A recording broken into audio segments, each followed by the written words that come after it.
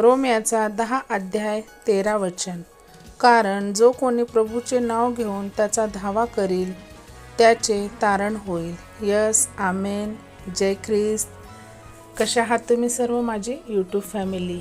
तर परमेश्वराने आजच्या या सुंदर दिवसासाठी आपल्याला हे अद्भुत वचन दिलेलं आहे.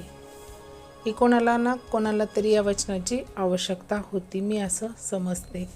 तर परमेश्वराने किती अद्भुत वचन दिलेलं आहे की कारण जो कोणी प्रभूचे नाव घेऊन त्याचा धावा करील त्याचे तारण होईल. यस, आमेन.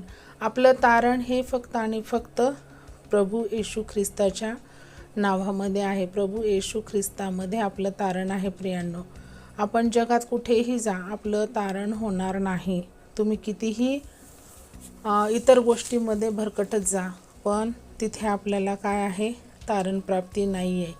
तर आपलं फक्त आणि फक्त तारण करणारा हा जिवंत एकमेव परमेश्वर प्रभू येशू ख्रिस्त आहे. तर जो कोणी व्यक्ती प्रभूचे नाव घेऊन त्याचा धावा करीतो. धावा करणे म्हणजे काय?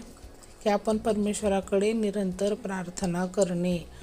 आपलं सुख दुःख, आपलं जे काही अडचणी समस्या आहेत त्या आपण परमेश्वराच्या पुढे मांडणे आणि वेळोवेळी आपल्याला परमेश्वराचं सहाय्य हे मागत राहणं हे तितकंच महत्त्वाचं आहे.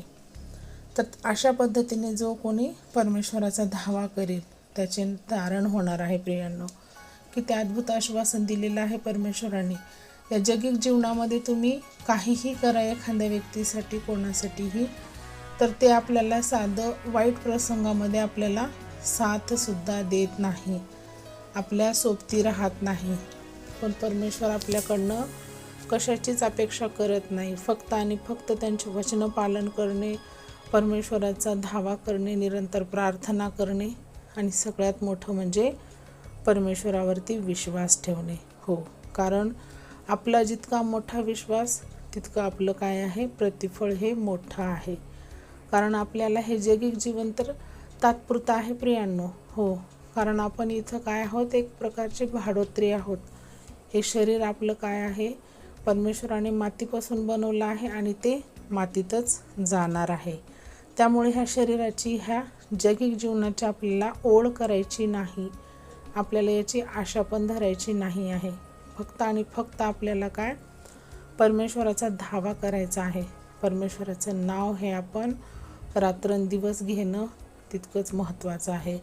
कारण परमेश्वर आपलं अंतःकरण जाणणारं आहे. परमेश्वर आपलं अंतःकरण पाहतो. प्रियांनो, त्यामुळे आपण आपल्या अंतःकरणामध्ये परमेश्वराला ग्रहण करणं, त्यांचे वचनाचं पालन करणं आणि जे काही आपल्याला वचनं दिलेले आहेत ते सर्व आपण काय? हे जगिक जीवन जगत असताना सुद्धा आपण वचनापासून दूर गेलं नाही पाहिजे. वचनावरती चालणे आणि परमेश्वराकडे मागत राहणे. आणि आपण एकटेच असं न करता आपल्या पूर्ण कुटुंबाला सुद्धा आपण परमेश्वराच्या वचनामध्ये वाढवणं तितकंच महत्त्वाचं आहे. प्रियांनो, आपली मुलं असतील, बाळं असतील, आपली फॅमिली, त्या सर्वांनाही आपण वचनामध्ये वाढवणं, फॅमिली प्रेयर करणं, ह्यासुद्धा गोष्टी इथे लागू पडतात. कारण एकट्याने होत नसतं. पण जिथे पण परमेश्वराचं वचन एका ठिकाणी हे सुद्धा सांगतं की एक विश्वासणाऱ्या व्यक्तीमुळे पूर्ण घराण्याचं तारण आहे. तर ज्या कुटुंबामध्ये असे एक विश्वासणारे असतील तर त्यांनाही परमेश्वराने त्याच्या पूर्ण घराण्याचा उद्धार सांगितलेला आहे.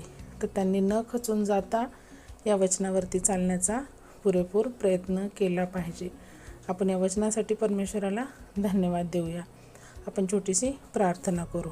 धन्यवाद, धन्यवाद पवित्राती पवित्र सेनाधीश परमेश्वरा, राजांच्या राजा, तुझ्या नावाला उंचविते, गौरविते, मान सन्मान तुला देते माझ्या बाप्पा, कारण त्या योग्यतेचा एकमेव तू आहेस. किती अद्भुत वचन दिलेलं आहे माझ्या राजा, की जे कोणी परमेश्वराचा प्रभूचे नाव घेऊन धावा करतील त्याचं तारण देणार आहे म्हणलेला बाप आहेस तू. यस, आम्ही या वचनाला रिसीव्ह करतो in the name of Jesus. हो परमेश्वरा, या वचनाला आम्ही ग्रहण करून पावलोपावली या वचनाला आम्ही काय? घोषणा करत राहण्याचं तुम्ही आम्हाला शक्ती, सामर्थ्य द्या माझ्या राजा. हो परमेश्वरा, या वचनाला आम्ही ग्रहण करतो आणि या वचनावर आम्ही चालण्याचा पुरेपूर प्रयत्नही करतो माझ्या राजा. ही छोटीशी प्रार्थना धन्य तारणाऱ्या प्रभू येशू ख्रिस्ताच्या प्रिय आणि गोड नावात केली म्हणा का पित्या. आमेन. जय ख्रिस्त. परत भेटूया अशाच एका अद्भुत वचनासोबत. तोपर्यंत शालोम. प्रभू येशू मसीहची शांती तुम्हा आम्हा सर्वांसोबत युगानुयुग असो. आमेन. Thank you so much.